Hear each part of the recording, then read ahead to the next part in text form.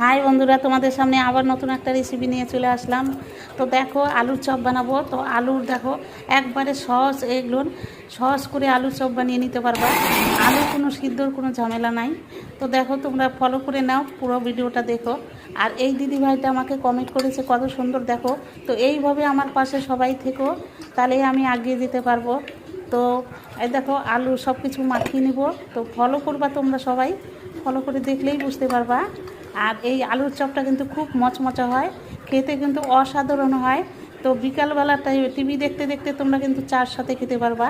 আর বাড়িতে যদি আত্মীয় স্বজন থাকে, ঘরে বিস্কুট না থাকলে এইভাবে সহজ করে তাড়াতাড়ি করে বানিয়ে চার সাথে দিতে পারবা। তো তোমাদের ভিডিওটা কেমন লাগলো অবশ্যই একটা কমেন্ট করে যেও, একটা লাইক করে যেও। আর আমাকে বলে যেও যে ভিডিওটা, এই আলুর চপটা কেমন লাগলো। বাড়িতে কিন্তু অবশ্যই করো। তো টাটা, বাই বাই, সবাই ভালো থাকো, সুস্থ থাকো।